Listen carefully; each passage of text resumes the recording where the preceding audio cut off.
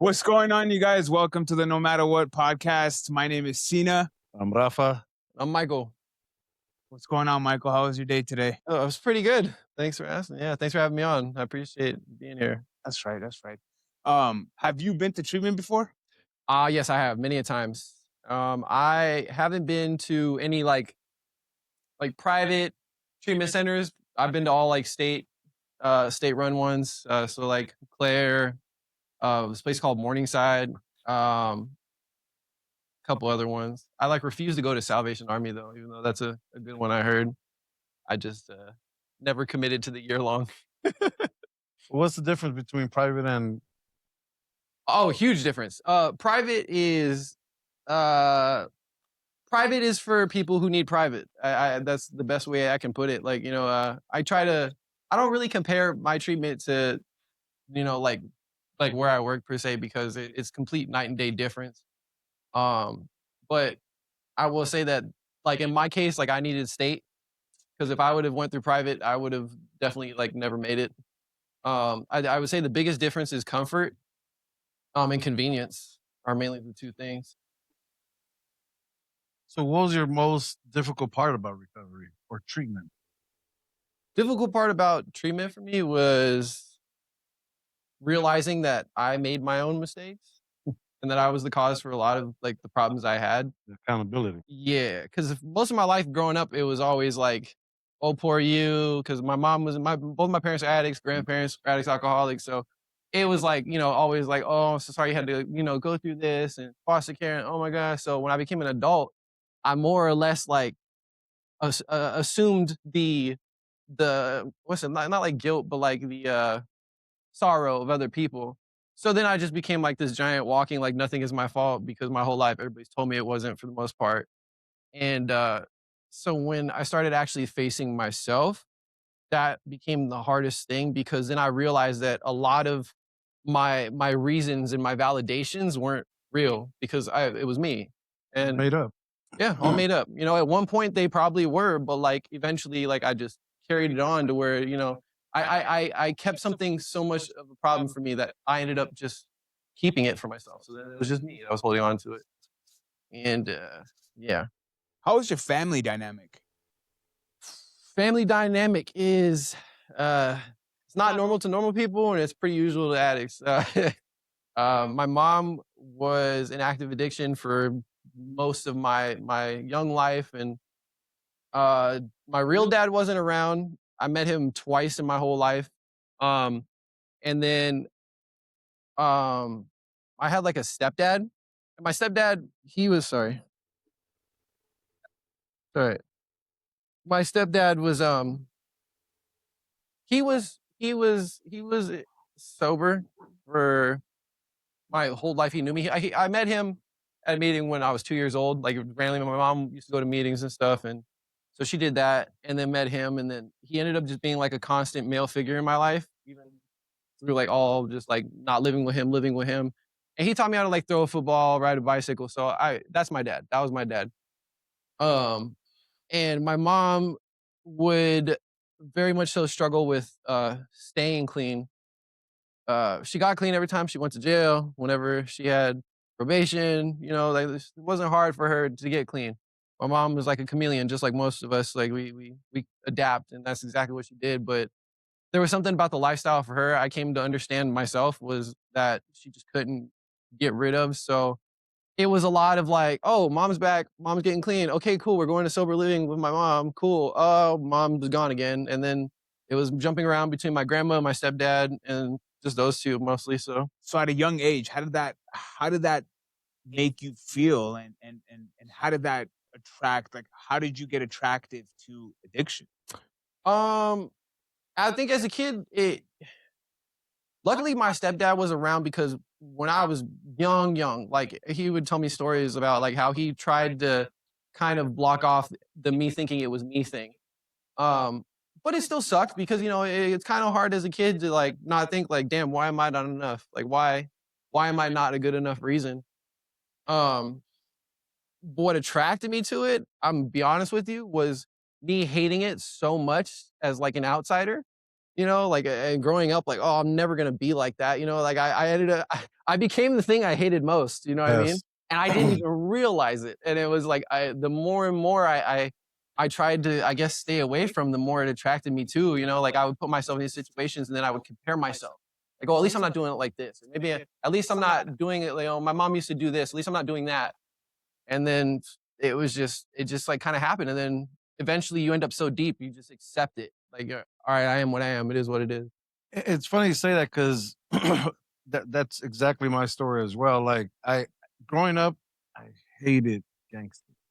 I couldn't stand them because growing up, when my mom went through her divorce, she used to go out. My sister would come home and she would have like kickbacks at the house and parties at the house, and she would have it with a bunch of gangsters. Mhm. And growing up as a kid, I got punked a lot by these gangsters. I was like 8, 9 years old, and I mean, I'm talking about they were punk me. Like they were, man, they would tell me like, if you ain't gonna go to the room, we're gonna kick your ass. And some of them would like sometimes drag me in there. I got punked, so I grew up hating them. But as I got older, that's what I became. Became So that. it's exactly what that is. Yeah. But and then you also touched on the part about your mom and the lifestyle. Like, I mean, obviously we all heard it. Like, if the drug doesn't kill you, No. the lifestyle is. And I think for a lot of people in general, and I will say a lot of this generation now, like it's the lifestyle that they are living, like with social media and all this streaming, and just like we're doing now, like the TikToks and all these other things, like it's an attractive thing to them. And they see a lot of people making it and making some good money off it. And then they think it's really easy for them to do it. Yeah. So touch on the lifestyle part of it, because the lifestyle is really hard. Yeah. That was for me, that was one of the hardest things to get rid of because fast money, Yeah. but fast money doesn't equal longevity. Fast money just means you know, I mean, for me, I used to like doing a lot of things that will get me arrested real quick. Yeah. But touch on the on the lifestyle that you lived and that you. So the lifestyle I ended up coming to fall in love with was first and foremost the no responsibility, Mm. no obligation. I could do whatever, whenever, however. And I think for me it was more so like the fact that I didn't have to think about waking up and working a job, and it was mainly solely just that at first, and then we like to self-sabotage. So Mhm. that's basically what it was for me. The lifestyle was I didn't want to be responsible. Like I went to the military, dude. I tried, I mean, I was heavily drinking before that, but I thought changing my life. I was playing Call of Duty. I was like, let me join the military and change my life. And then I thought geographic location changed, right? Yeah, that didn't work. That changed completely. My lifestyle changed. I wanted to deal with none of this. And then, you know, my mom had just got arrested. So I'm like, oh, mom's not here anymore, whatever. And man, that was short lived. And that whole thing played out the way it did. And, you know, I just came back and then hit the ground running even harder. But when I came back, I kind of came back into lifestyle right away. And there was a weird switch because my mom ended up getting clean and Mm. staying clean at this point, and then I didn't. So then now it was like the whole like, oh my gosh, mom, but like she's doing better than I am now, and I'm doing the opposite. And then I just kind of held on to that reasoning so much so that it drove me to a point where I, I, my mom was very well known in certain cities that she went in. She was a dealer for most of my life and like different things, and she just was a people person. Like she truly like was involved in the lifestyle for the friendship, I guess you could say. So then I became tied with her in everywhere we went, you know, because I would usually always be around her. So I kind of like had to make my own way, I guess, or I felt like I did. And then I just kind of involved myself in the lifestyle. I ended up like becoming like homeless, like, you know, like on purpose, which I didn't even realize was a thing I heard all the time. But like I chose to literally not worry about having a home because I wanted to put drugs first. I knew I wanted to use. Everybody else was a problem to that. So let me just negate that and disappear. And that's why, like, for me, like relapse is something that was very normal for me and very constant. The reasonings always changed. They were always different, but it was all the same. You know, it was anything other than me. It was like, oh, this is going on. Yeah. And then I also felt like, well, I could just reset. I'll go to detox later. You know, I'll go back to treatment later and just restart. But let me go do this real quick. That's that's a scary and sad thing nowadays for for this generation of addicts that are going now is just a constant revolving door Yeah. of, well, I could just go to a detox. Yeah. I mean, and it's a great thing, but sooner or later, the sad thing about it is that not everybody is guaranteed to run back at this. I mean, as of like today, man, like it's like a vacation for them. You know what I mean? Like it sort of feels like, and especially working in that treatment industry, right? It feels like these individuals are just coming in just for a room, just for food, just for a place to stay, right? And then once they get up on their feet and they get money from mom or dad, they go back out and Yeah. they keep using until that runs out, and then they come back, but they don't understand the issue that if you constantly come in and out of treatment, in and out of treatment, like you know, your significant other, your loved ones, your insurance is going to give up on you. Yeah. And when you actually want that help, right, like you're not going to receive this. So let me ask you this. How is your relationship with your mom today? Well, let me premise it this way. I ended up having a kid. um, it, I have a very small family. It was my mom, my grandma, me, like biological blood. It was just us. My grandma passed away last year, and so it's just me and my mom. And even when she got clean, and then when I got clean, the dynamic was ruined very early on. Absolutely. It's a lot of And damage. I think I kind of know why. You know Yeah. what Well, I mean, I used to use with my mom. Yeah. So it was. And then now you're in a meeting with your mom. You know what I Yeah. mean? And she's like telling you stop Mhm. doing that, and you're like, Because she wanted to mom a little bit too late, and I had my resentments towards her that I honestly like yeah, I have resentments today that it's not so deep rooted to a point where like it would bother how I treat her, but I still have my reservations about like how I feel about her in certain areas, you know. But I kind of since I have my kid, I've more so given her a chance to be a grandmother now instead of my mom. yeah. And I don't get like people have asked me like you're not like jealous like of how good she is. No, because I want that for Blessing. him. Yeah, yes, it's Hey, a blessing. hey, I know, my like my I, mom on the other hand, you know what I mean? Like the way she raised us look, is man. not the way she tells me to raise my Hey, children. Oh, but, it, and you know what? And I've come to grips with that because that's it's just a a grandparent grandparent thing. It's thing, a dude. grandparent thing. It is a blessing. You know It what I mean? is. It would be selfish of me to get jealous of that. And then also like I've already worked on my mommy issues. That's what what got me through. You know what I mean? So here I am. Like I would just regress. But But it's see, I mean, you guys got. I mean, that's a blessing. It really is yeah, because the way your mom is raised, or helping you raise, or being a grandmother to yeah. your son, and then how yours. My mom, God bless her. She is helping raise my son the exact same way that she did me. So, and I gotta have the constant conversation with my mom, like her knowing what. Because again, I'm not episode one again. It's a plug, but but I said like it's my fault. I'm taking accountability, but also like I'm not naive to think that there's certain things that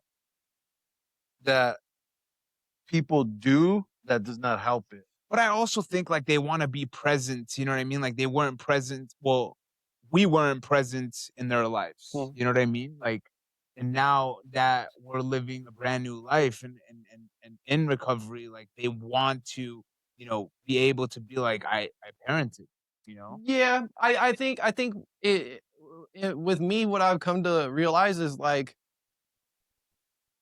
my mom didn't have boundaries with my grandma when it came to me because it was very much so my grandma was, you know, grandma says goes, and then there was just resentment and then pure resentment for a good period of my life.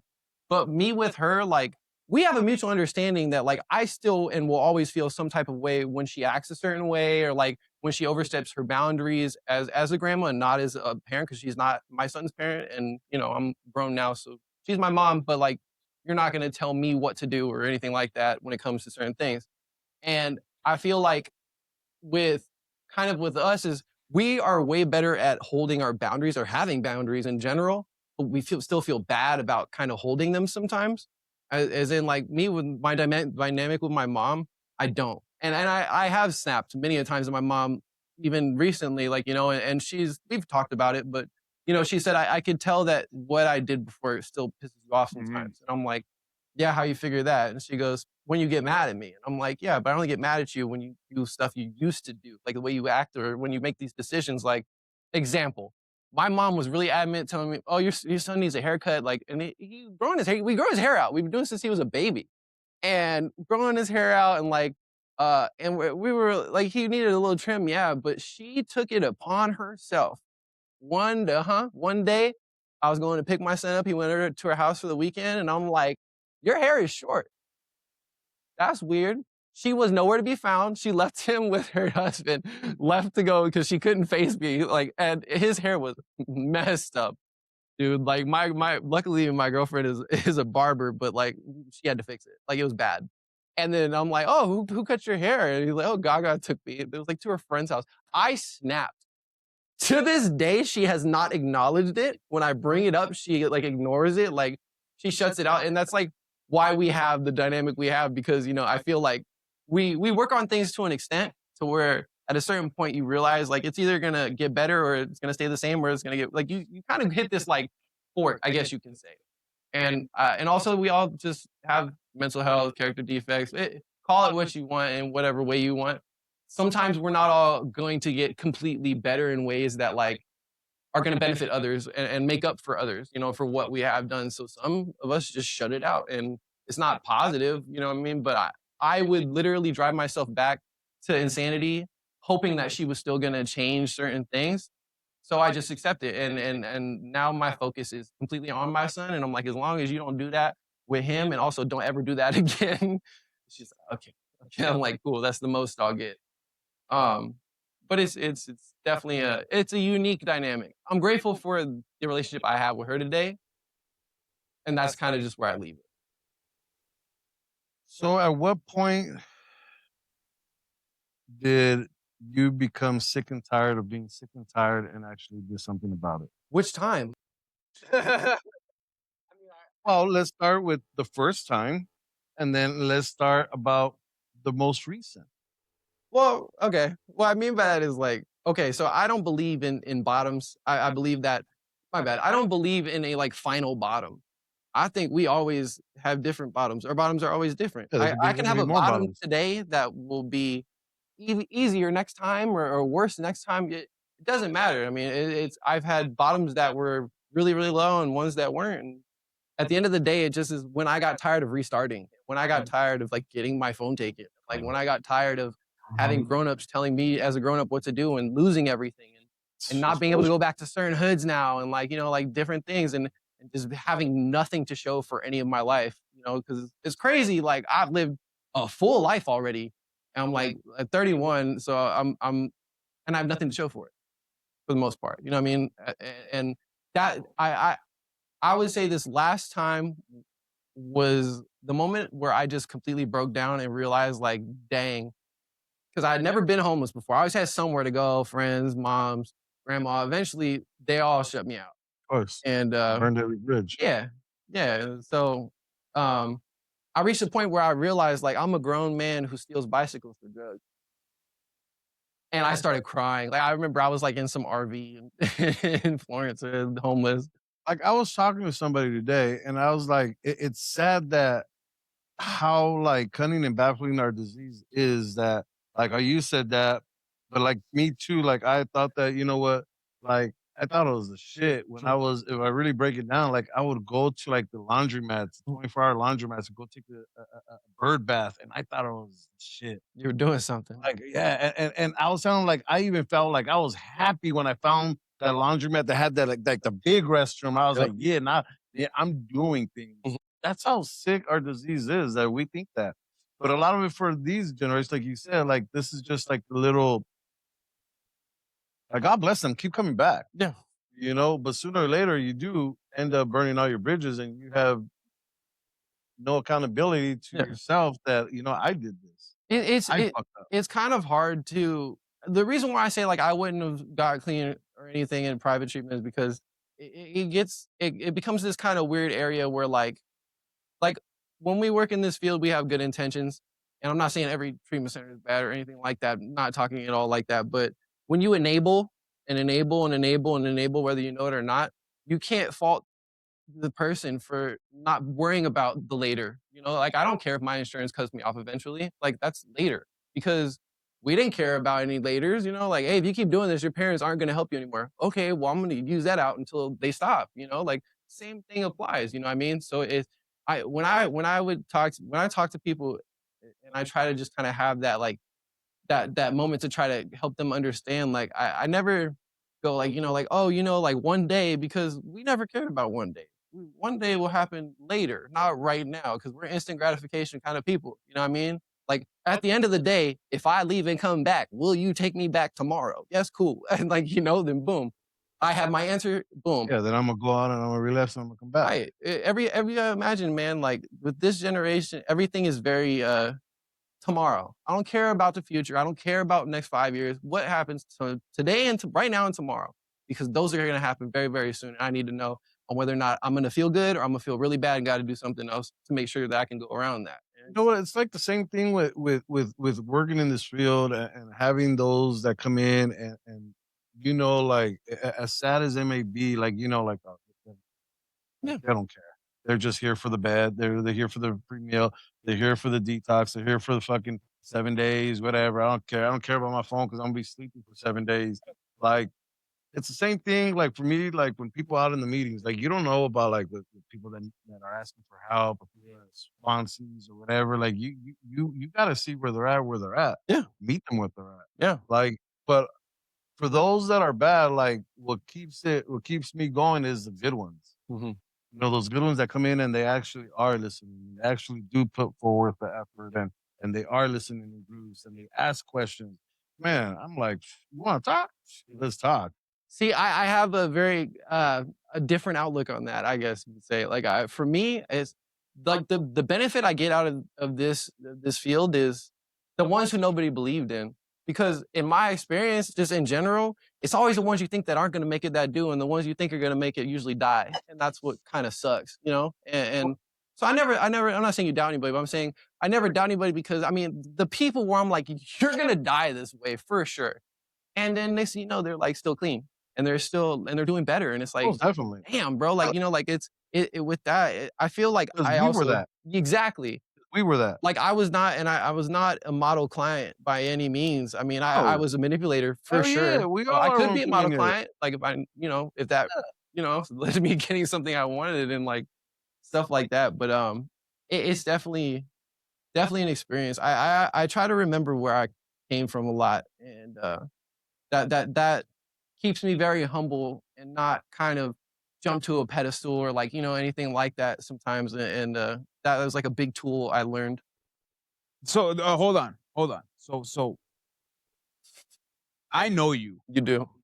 for about like Okay. 9.5 years, Oh, almost Sheesh. coming on 10 years, right?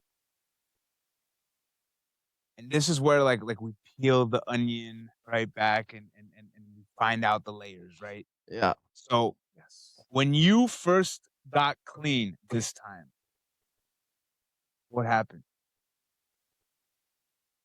Sorry, when how can I rephrase this? He's about no, because he knows it wasn't easy. Hold on. What happened for you to get help?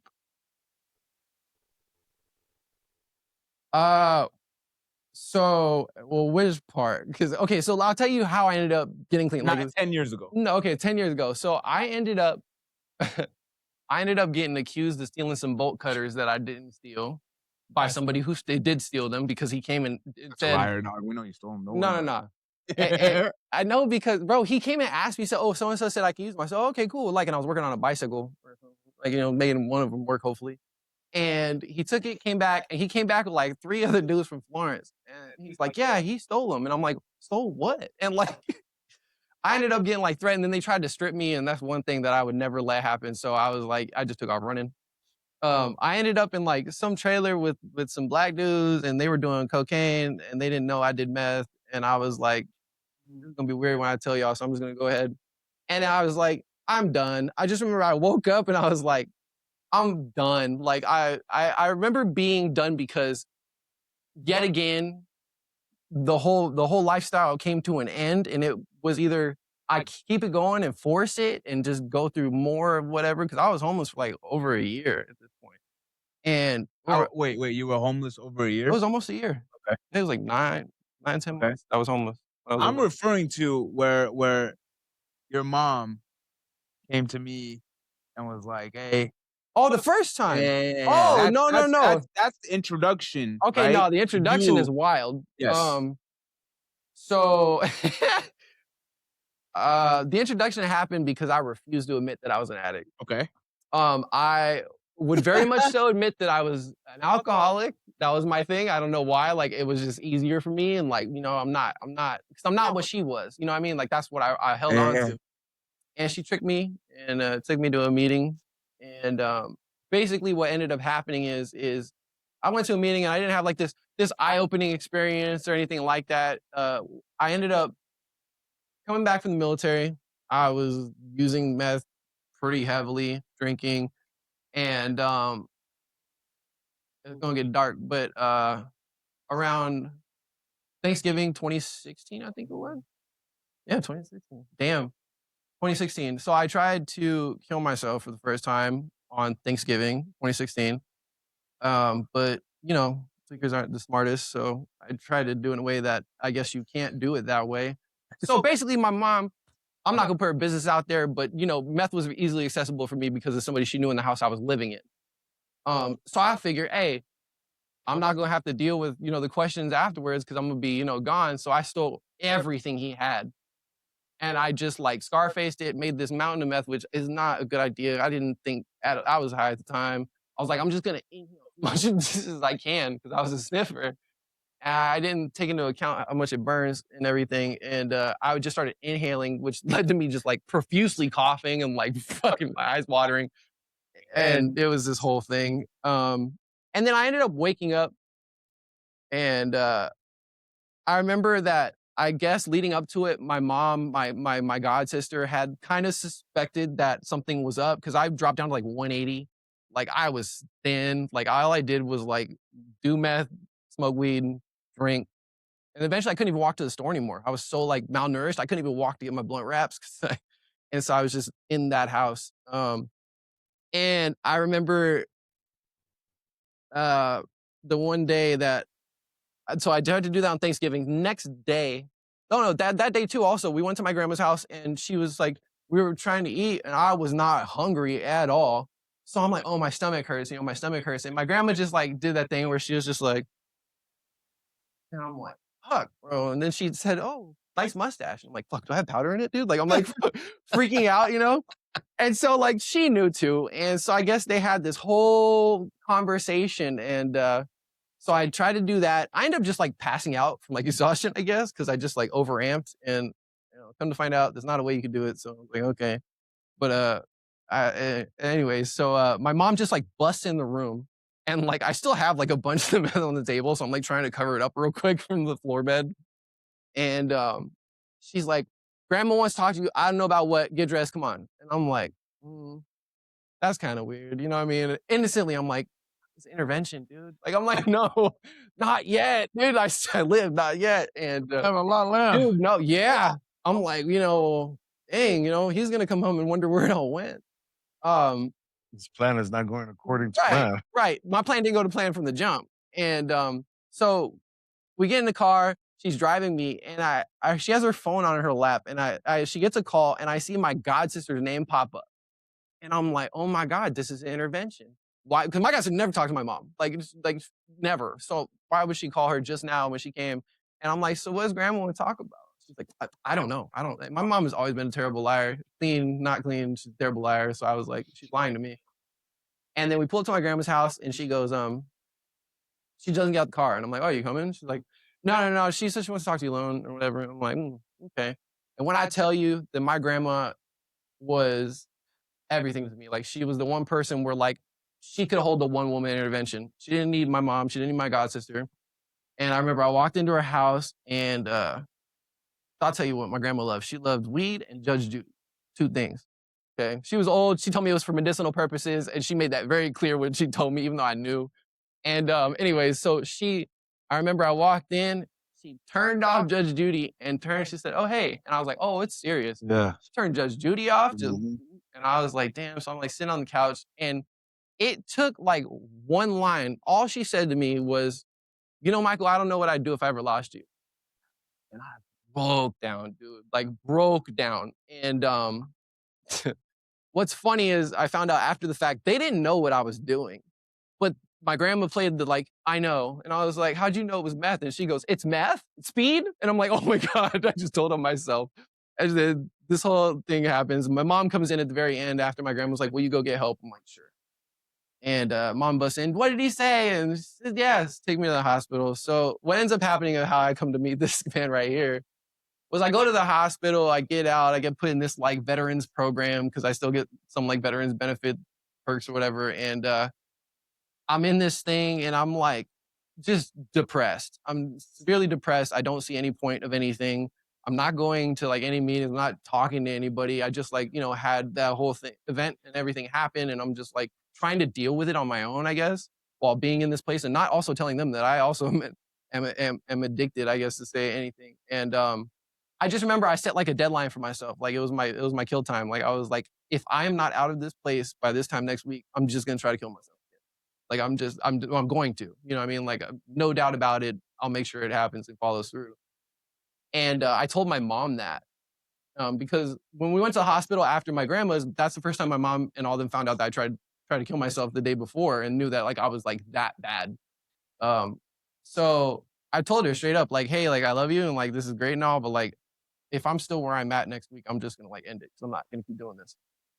So she went on, I guess, this marathon run of meetings and sharing about me and then from my understanding is that she shared about it in a meeting and his girlfriend at the time heard my mom share and basically like just was like, hey, you should really go talk to that lady. Like, you know, you should help her son out. And he was like, oh, that fucking lady. You know what I mean? Like, you know, like my mom didn't know him like that before this, I guess. And so it was like this thing. And then, so well, you had the sober living at the time, you're imagining the sober living running that. And then, he basically was scholarship me, like offered to scholarship me. And my mom was like, just come to this meeting. This guy wants to talk to you. He might, you know, he can get you in this better sober living. He's like your age. I'm like, all right, cool. And so I go, and then I remember we chopped it up, and he goes, "How fast can you pack your stuff?" And I was like, "I'll be done by the time by the time I'm in that motherfucking dude." So I did, and then that was like my whole kind of first introductory into like recovery, treatment, anything. Like I started at that sober living level.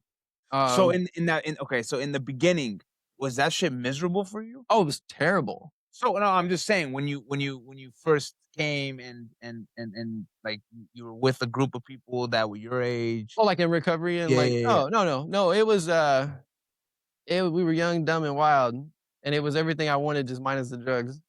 I guess you could say.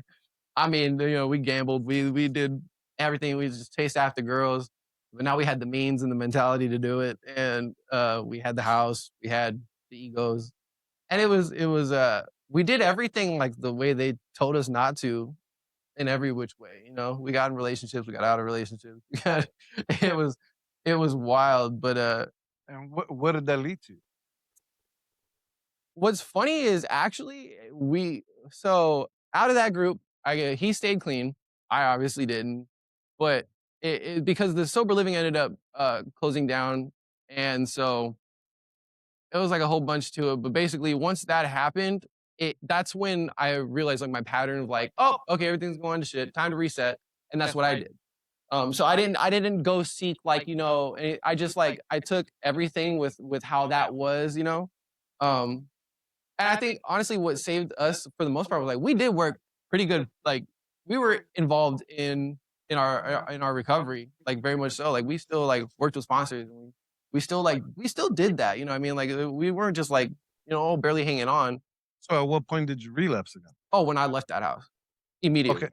So the point being, so what happened? Obviously, when you left the rehab or the sober living, you stopped doing the things that you were doing that got you the clean time. Then you just went right back out. Yes, I didn't call my sponsor. I didn't call anybody. Um, I remember. I think if I remember it correctly, my mom told me I could stay on her couch for 3 days until I figure it out. and I just needed one. And then she was like, "Don't forget, in 2 days, you got to be out of here." And I was like, "I'll make it sooner than that." And I just like went, um, because I'm really that's gonna fall. I'm really good at feeling sorry for myself, and I'm really good at victimizing myself. And the one thing that I came to realize that I do is I play victim really good. 100%. Yeah, even if that light fall. I'll make that light fall, and it would be something about poor me. But, no, yeah, that's it, like, it's weirder when you got mommy issues and you know it, but, like, you just, like, are like, "But she did still hurt me," you know? Like, I'm like, and nothing is my fault, and I did that for so long, and in hindsight, when I deal with, like, clients now where I'm like, "Damn, I used to be just like you," like, you know, "You're just not letting go of what mom did," you know what I mean? Like, and I get it, but, like, you're a grown ass man now. It's not you anymore. There's no reason for it. Dude, this fucking people are loud. They're looking at the houses now. Sorry, squirrel. Um, like some of those saying like, "Oh, I'm proud mommy issues." Like, no, like that's out now. But I vic I victimized myself all the time. Nothing was my fault, even when it was, because of this. And that's what happened with the sober living case, was it shut down and I was like, well, that's it. Nothing's deemed to work out. You know, Yeah. we're doomed. I'm doomed. Yeah. Nothing's ever gonna work out. And then I was like, let me just speed up this process of destruction. And literally that's like what I did. And I was like, well, maybe I can like go into rehab, because and that's when I started learning about state and private. And I was like, I think I was medical at the time. So I was like, I'll just go into a state program. So how is things now? Uh, How much clean time you got now? I just passed 6 years. Sheesh, congratulations. Um, Yeah. things are way different than they were 6 years ago, and it's not. It's life. It's life. It's life that I wanted. You know what I mean? Like I got what I asked for, and you know that's good and bad. You know, it took me a minute to learn that, and to be honest with you, like I I always had a problem with taking suggestion and like doing things the way that you're supposed to do it. So I didn't for parts of it, You still do, bro. I still do. I still don't. I white knuckled the hell out of a lot of it, but Which is not suggested. not suggested by any all. means, like by None. any means. But I have a very strong mentality when it comes to like my kid, and so when it came to like the one kind of, I guess you could say, positive about me and my trauma with my mom was like the one thing I held true to was like I will never put him through anything of like Listen, that. That's exactly, I mean, again, episode 1 with me and my dad. You know what I'm saying? I'm just Episode 1. Don't forget, you guys, to like, subscribe to that. Yeah, it'll episode, probably be all right? at the bottom somewhere. it's just there's a lot of similarities. I just gotta point it 100%, out. I got man. it, I got it. Golly, I mean, again, in episode 1, there was not daddy issues, but it's the fact that I didn't have my dad in my life, and Yeah. what I got out of that is that's what I was gonna be to my son. Yeah. Like I had the best role model of what not to be. Exactly. That's So that's what I was exactly the gonna be same with my way son. as I'm doing it. That's it. And for a lot of people, they're like, you know, that can't, you know, that's not gonna sustain, or like that can't be a Bullshit. reason. Bullshit. I mean, I'm not out there shaming parents who couldn't do it, but like in my case with me, that kept me out of a lot. It's a motivation for me. I mean, from the process of divorce now, separating from his mom, from like just losing a lot in general, like in every aspect of life, like normal life stuff. Yeah. You know, but just because like I didn't take all those into account when I was like, I want to live life, you know, as normal as possible. Like, you know, I didn't take into account like, oh, this is gonna be like some bad that just Yeah, but in happened. reality, what's normal? Exactly. And it's just crazy now. But like As far as a setting on a dryer or a washer. That's the only normal it is. I let my girlfriend do that. I don't know. I just hit dry. So back to like having fun, right? Yeah. Like like a lot of people think that once they get clean and once they're off of substances, like life's fucking boring. You know what I mean? Like life is boring. Explain to the viewers, right? Like how much fun it was, right? Especially being with people with like-minded individuals. And then on top of that, mention to the viewers how many of those individuals stayed clean in that house, and how many died, and how many relapsed. I think you're the only one that stayed clean. You're the only one that stayed clean. You got arrested first. That's the crazy part.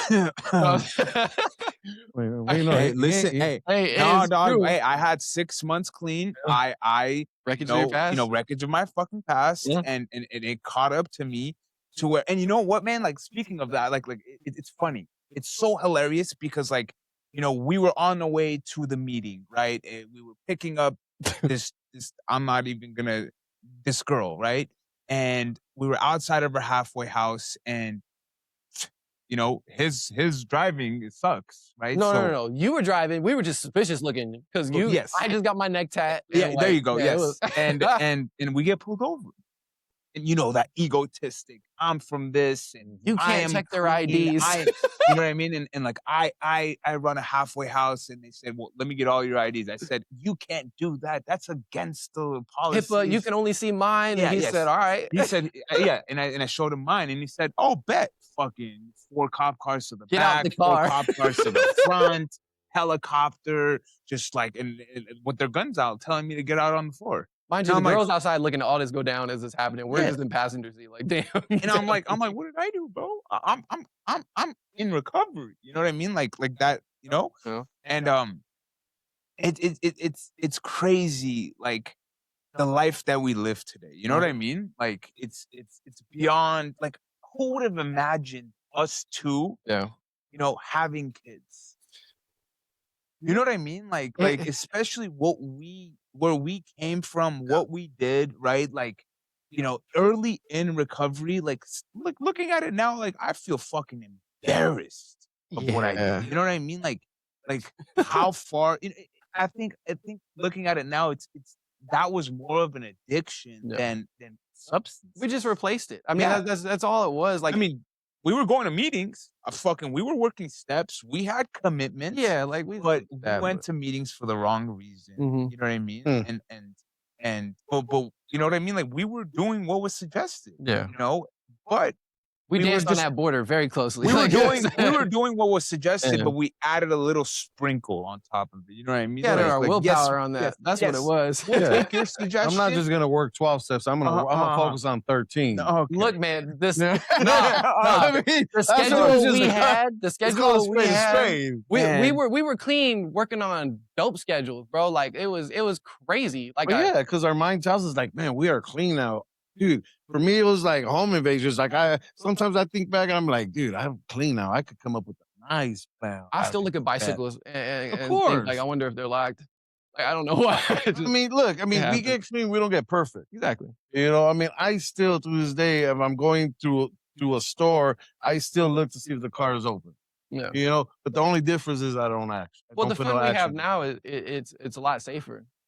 You're here again, huh? The fun we have now is a lot safer. Like the fun we had, all right, you rude. I hear you. You rude. This editing is gonna be just so fun. I already know it. Just cut that out and they'll think I'm crazy. I'm just like, But you know what, man? Like I wouldn't trade what we have for the world. I'm glad we did that because, damn, you got your homies over too? Tough as fuck. Yeah, get out of here. All right. I'm glad for the fun we had. Because at least in my case, I'm a hard-headed, and like you can tell me and show me many times that ways it failed, but unless I fail myself, I'm the exception type shit. But we did all that, and at the end of the day, like it definitely showed where I was at in my recovery and like how seriously I wanted it. Because at the first challenge, you was on me by my phone, this man. I'm blind as shit, dude, and that sun is killing me. Selfish, bro. He's over here like self-centered, bro. He's not looking at nothing but himself. He's like, how do I look, bro? No, it was because I look at it like this. Like we had so much fun, and we had fun in every time that I can think of, like us both being clean and like just hanging out. Like we always had fun. It wasn't the fun like I had with like people I got high with, but also that wasn't fun to a certain extent, like eventually. And so it depends on what you view as fun for real, because I had plenty of fun. I have fun when I'm not even trying to have fun. Like I have fun sitting here doing a podcast. I think it's a misconception where a lot of people, like you were saying, like just because we stopped getting loaded, we don't have fun no more. At the end of the roads for me, I was not getting loaded with anybody. I was getting loaded alone in a room, Yeah. if that. Like the memories of it That are shit fun, ain't but the fun to moment me. was not fun. See, you know? like are you still right here? Like for me, the fun now is hanging out with people, fucking having laughs, like fucking hanging out and Yeah. seeing our kids fucking just run around, laugh, enjoy themselves, talk shit. You know, I mean, that to me is fun. And I guess it does come with age. In the beginning, I would have been like, that shit sounds I corny as say hell. experience. I don't even say age. I say experience because you know what? I But think y'all motherfuckers are way well, younger no, than me. I think that a big portion of like why I think the way I think today is not because I got older. It's because I went through the shit first. You know what I mean? Like I had to actually experience shit to realize like, oh, okay, I don't want that, or like, oh, that I don't actually like that. Like, Life and because I've met a experiences, bunch of yes. young kids who are like damn near think like us in many ways, and I'm like, oh, you've been through shit. Like, you know what I mean? Like, and they have. You know, the problem with today and a lot of the generation, the younger generation, is they haven't experienced it yet. So how are they gonna feel and think the way we do? Or like when we talk about your insurance gonna cut out, you know what that's gonna be like when they haven't experienced it. They don't give a fuck. But they don't Like, give a that's fuck just how because it they is. haven't experienced it. They don't know. But But it's then not they about having experiences. Like going to 100 treatment centers, Yeah. right? Like for treatment centers, showing them a new way of life, showing them positive way of living, right? And they're so closed off and just unwilling to take suggestions and do what's necessary for their lives. I bet you money if a dope man called them and said, yo, I need you to jump 100 feet in the air, you gonna fucking jump. But Oh, yeah. if a treatment center tells you, hey, dude, like you need to go do this, you need to go to meetings, you need to get Oh a yeah, they're already sponsor, you looking need for to. the Oh no, I know, hell no, I refuse to do I so. could just go It's, to this one it's like spot. it's like when doing panels, Yeah. right? And there's IPs, Yeah. right? And at the end of the panel, like you say, come grab some IPs. You know, I always throw in there like, you know, if a dope man or a bartender told you like these right here, like here, I got you some free dope, some free alcohol. Every motherfucker will be running up in there and grabbing that shit. The fact of the matter is that there's life-saving, you know, literature right here that will get you through another fucking day. And when I say that, they're like, Did you look at it like that when people said it to you? no, but if a motherfucker would have told me it like that, I would probably Right. thought different. Because they haven't experienced. And by experience, I don't just mean bad experiences. Like you gotta go through good experiences to realize, you know, like, oh, let me go this way. But I didn't want to get clean. No. I didn't want to be clean when I was clean this And the time. fact You know of the what I matter mean? is this, for me, like every time I've been in treatment, man, the motherfucking court sent me. Yeah, I've never been to a but- motherfucking facility that I free willingly called and said, hey, yeah, I need help. Come get me. yeah. You know what I'm saying? So as soon as of course, working in a facility, when I say, dude, you guys making that phone call definitely was hard. And you guys coming here is definitely the hardest thing you guys ever done, but it's the best thing you guys have ever done. I've realized that a lot of people share my problem that I had was I seem to want the attaboy for getting clean and not so much staying clean. Because I could get clean like that. It wasn't hard for me to get clean. To stay clean, that was a different monster. That was something that I just like really didn't see myself. Well, not getting clean and working on yourself are two different things as well. But yeah, I mean, just in general, you know what I mean? Like it wasn't hard for me to call places. Like you said, like it wasn't hard for me to call places. It wasn't hard for me to reach out for help. It was to like continue it. Like once the oh, I'm so glad you're back. Like my thing with me was like the real shit hit me when I started coming back from relapses and going to meetings, and they weren't like, oh my god, I'm so glad you're back. I'm so glad you made it. Okay, come sit here. When they're like, oh, glad you're not dead. I was like, all right, cool. Yeah, that's out. All right. Like, you know, like that's real. You know what I mean? Hell yeah. And like I needed realness. Like, you know, but I sought out that like sugarcoating, I guess you could say. You know what I mean? Well, that's my point. That's why I mean, putting it in perspective for them, or for them to look at it in that way, like fuck, I never thought about it like that. That's why I don't think me in any of the recovery centers that I've been to have ever been talked to in a way that you're gonna die, motherfucker. Hell no Like, way, bro. Do you get it? Like, if you keep doing what you're doing, you're gonna die. When I first got clean, and I thought I wanted somebody like I wanted a sponsor that was gonna be nice, and, you know, kind and loving and caring. No, I what I realized after is that I needed the one fucking thing that worked for me was a motherfucker that told it like it is. Yeah. Like, you are gonna die. That was You our want to first sponsor. fucking die. You want to die. Do you want your mom Yeah. to bury you? Yeah. Do you want your mom to bury you? Yeah. You know, you put your mom through a hell of a lot of shit. And now you want to put her through her fucking burying you? And I was like, fuck you, man. You know, they try that on me, and I'd be like, yeah, I want her to hurt. You know what I mean? Like, it's just like, nah, this is it. But our first sponsor, so me and him, we had the we had the same sponsor at one point, and that's what he was. Nothing that looked like me or him, but he had the attitude for sure of like, do you want this or do you want to just die? Like, He would tell us to sit the fuck down and shut the fuck up and take the cottons out of our ears and Put it place in them your mouth. Yeah, dude, and you know, like that's something that I personally needed, you know, and Fuck yeah. but like back to like saying like I think that this generation doesn't understand or doesn't want to understand, right? And this goes back to me being soft. this go but you have to understand that if this generation, right, like those facilities that we went to was different from insurance-based facilities, right? Those facilities, like, they're willing to be there. You know what I mean? Like, you can tell them to be like, yo, if you don't want this, you know what? Then kick rocks and I'll help you back.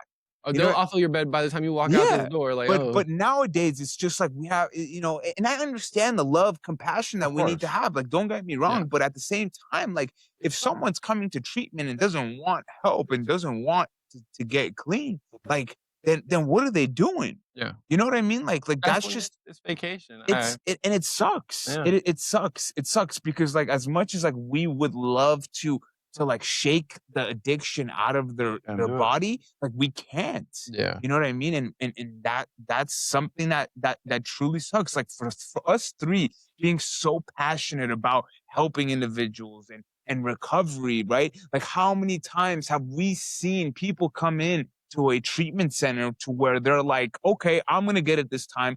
Fucking 7 days pass, 10 days pass by. They get they're you know not withdrawing anymore, and they say, you know what? Like I want to leave and I want to go get high. And then what happens? They either end up in jails or they either end up 6 feet under. And that's just how it is. Like that is the statistic, and that is just the truth. Reality. That's definitely like the one thing when people in general, if they work in this field or not, when they say like, oh, that must be like a hard job, and I'm like, you know, it is mentally tiring, but like the parts that get me that I still to this day can't numb myself to, and it hits me randomly, is like when it's like, you know, we get those calls or like we get notified like, hey, like so and so died, and it's just like, damn. like that, like it got to a point, you know, our first sponsor said, get a suit because you're going to go to a bunch of funerals. And the sad thing is now is that when people die, it doesn't even faze me. No. It's just like another one goes. It's like, damn. You know what I mean? And they all go on the count of threes. Yeah. You know what I mean? And which is so like wild. Yeah. You know what I mean? Like, it's just so wild. And what's crazy to me is like, it's never the ones you would think that we're going to die. And it's like, it's like even now, like when people want to AMA, and you know, most people who've been through private centers, they all know that, oh, I'm not going to get here and go get high. I have a plan. I'm going to go do this.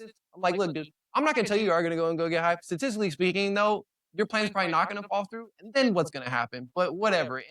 And then I'm like, I always try to like play the tape through was a big thing that was told to me. Play the tape through, because you know I didn't like doing that because it always ended up with like them being right. So I was like, yeah. But when you're deep I don't in want your them to be right. when you're deep in your disease, like that putting that tape through sounds amazing. Yeah, you know what I mean? You're like, sure, let's see this through then. Like, and that's why I love this line of work, right? Especially the higher level of care, where it's the front line, right? Where it's like people come in and they don't know anything and and you plant a seed in their head. Yeah. And you plant that seed in their head and you see them grow with the ones that actually want it. Yeah. Right? Like, you know, what is it saying? If you don't want it, don't worry. You're not gonna get it. You know what I mean? Like and this goes with going to meetings and like seeing individuals at meetings that you constantly see picking up a newcomer key tag. Yeah. You know what I mean? Like, damn, you just had 6 months. Yeah. You know what I mean? And then you gave that up in the name of one more just to come back and get another key test. That's And I'm not shaming them, but it's just like, when is it? When Yeah. are you going to stop and understand that getting high is not a fucking life to live? I can't even tell you when it happened because you remember at one point I was just color matching when I would get the 30, 60, Yeah. 90. I would just color match for what chip I was gonna get for that 30, 60, 90 days. But we were excited. Yeah, it was You know? excited because it was more so just like, oh, look at me. My name is Michael, and look at I got some time, No. and like, and then it just turned into this like this sick thing. But it's definitely the one thing that like like you say all the time, you still say this is that treatment isn't recovery. Let's No. not get that twisted. Like that is a huge thing that like people seem to get twisted quite often. You know, they come, they're like, oh, I can't, like I'm ready to start my recovery right now. I'm gonna go. I'm like, whoa, whoa, whoa, whoa, whoa. Treatment introduces you to recovery. Yeah. Treatment introduces you to those This meetings. shows you right? like that you're gonna need this foundation and that guide you towards where you can But a build that lot of people foundation. nowadays don't want that foundation. Well, You know, and that's the sad truth is that those individuals do not want that foundation and still want to live a miserable life. Like nowadays, it's Well, just see, like it's that California. It's California. What is it called? Sober. California sober. right? And I just call it willpower. but it's crazy. I want this. But it's crazy. It is insane that just because, you're not addicted to marijuana, you can be able to watch when that marijuana substance stops affecting you and doesn't hit you no more, then you're going to go back to your old drug of choice. I think about it like where we work. Like how many people have said they didn't have a problem with weed, but yet they're sneaking it into treatment centers. I'm sorry, if it's not a problem, why are you sneaking it in? I mean, it doesn't make yeah, sense to me. 100%. Why are you making all these plans to get it like you would anything else?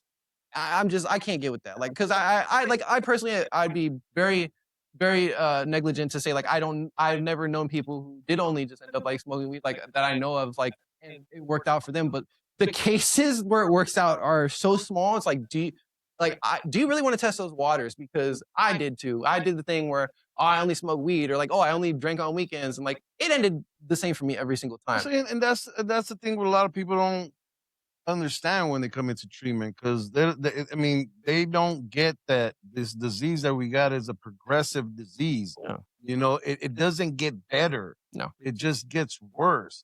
And the fact of the matter, like they thinking that, oh, I'm coming to treatment and that's the recovery. No, that's where you're starting to learn that the drugs were not your problem. No. The drugs were the symptom to your problem, Yes. which your problem is self. Like you got to start, like we said earlier, start peeling back that onion, getting to know what is the trauma that you're running from. Yeah. Like I talk about it all the time. Like you make fun of it right now. Like mommy issues. Like I had daddy issues. You know what I'm saying? Like I didn't have a father. Like I did not understand that, nor knew that was my problem. Yeah. Because in reality, still to this day, we talked about it. Like all I want is just a relationship with my father. Yeah. But I can't have that relationship with my father because he's in his active disease. Yeah. He's in his active addiction.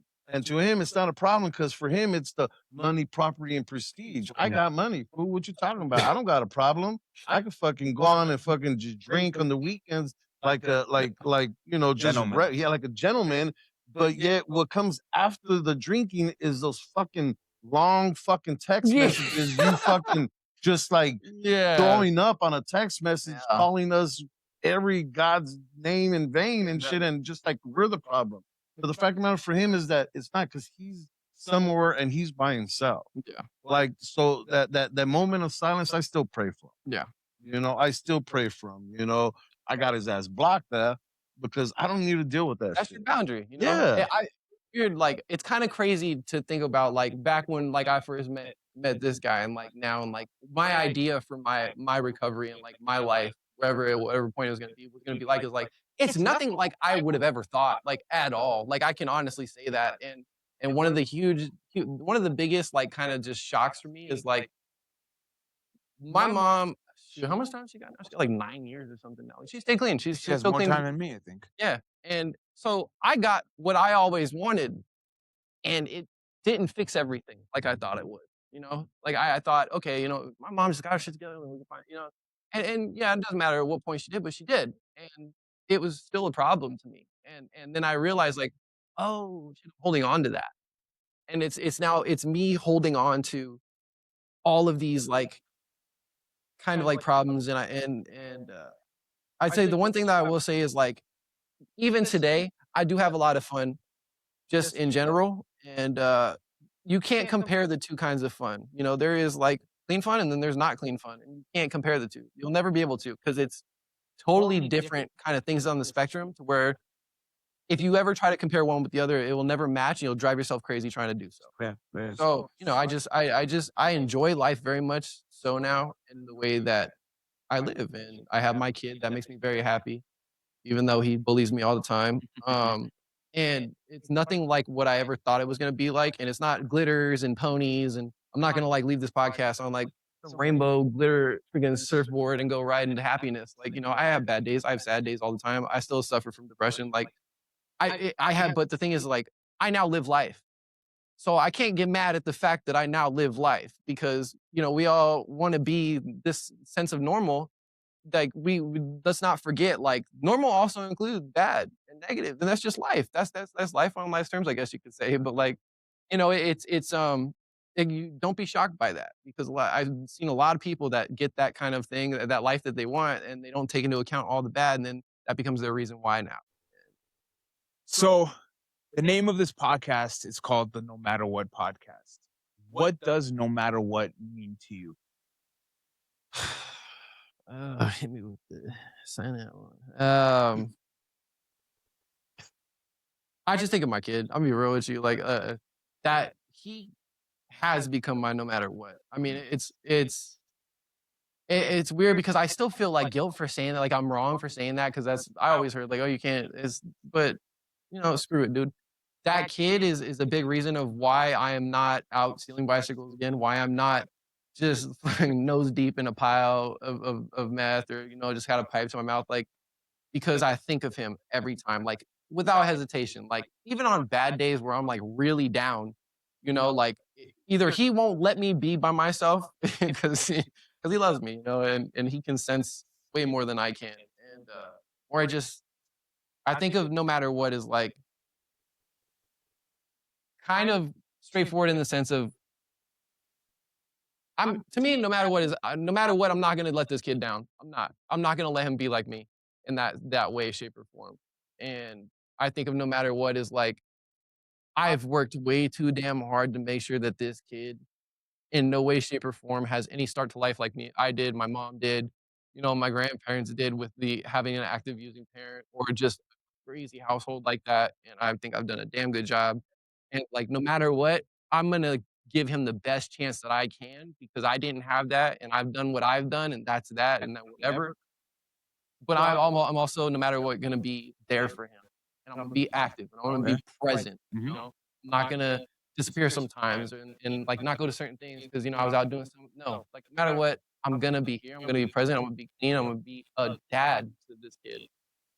And that's my no matter what. Yeah. So, Before you close, episode 1. So fucking center. Episode 1. No, Huh? because I don't think I shared this in episode 1. So I wasn't Now going to he's say about that. to say episode 8. No, but 10. but coming up, not playing. But because just to touch on what you were saying about, because people say that you shouldn't say you're staying clean for you. Like I used to be one of those, right? But there's this old timer, you know, from my old area that she used to say like, "Fuck that," Yeah. you know, "Fuck that." If you got to stay clean Yeah. for your kids, you know, use that to stay clean. She said, 100%. whatever you need to fucking motivate you to stay clean, use that to stay clean. Yeah. She said, because sooner or later, that willpower for you to stay clean for them will turn into willpower for you to stay clean for yourself. Mm-hmm. You know, and I love that way more than me saying, "Nah, fuck that. It has to be for yourself." It has to be for yourself. No, Because whatever you need, yeah. let that motherfucker feel your fire. Yeah, because I'm pretty sure that I can speak when saying the most addicts, we all like pretty much hate ourselves at some point. And so it's very hard for us to want to be clean for ourselves because we don't even want to live for ourselves half the time. So for me, that was a hard thing for me to accept, was like, "Oh, you know, you need to want it for you." And I'm like, "I don't even wanna be breathing from you right now." Well, So that's where the and step works come in. exactly, and so that's why I felt guilty saying my kid. So for a good portion, No, you're I good. never said my kid, You're and good. because out loud, because I just feared this weird shame, but it's definitely like that. Like, whatever works for you now. Yeah, use that Minus the shit. doorknob little situation that That was whole around. doorknob Yeah, the one, yeah, that was doorknob kind of thing fucked for a up. while. That was kind of But, you know, I appreciate you, brother. thank you for I having me. really do. It's an honor and a privilege to have you on this podcast. It's an honor and a privilege to fucking, be on this road of recovery with you. Viewers, if you or your loved one are struggling, there are links down in the description.